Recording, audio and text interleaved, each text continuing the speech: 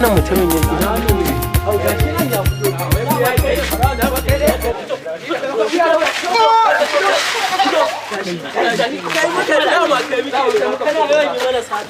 Yau ba tsohon mai rawa wani Allah. Wallahi yau ba ta shi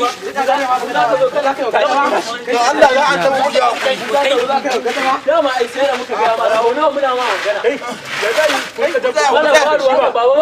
ba san wannan me ba dan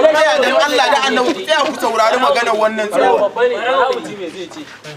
ku rinka jan babban mutum haka yawwa baba inda ka san wannan me yake yi ko to ba za ka haka ce komai ba ma nan kaga idan mun ajiye mota kan ka shiga gida ya dauke mashin shi yake aka ji duk wani idan aka ajiye shi yake dauka ganyen da zaka ajiye tuni zai sace ma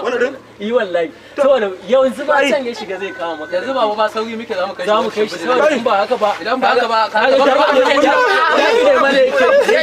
ba ba wani shi bijin za mu kai shi ba ta shi kamata a ce ku yi ba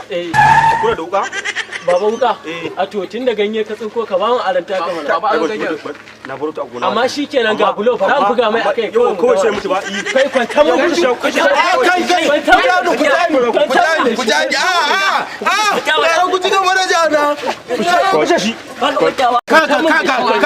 kaga wallahi tallahi ni fa gara ku ci gaba da jana gara ku ci gaba da jana gara ku ci gaba da jana gara ku ci gaba da jana da ku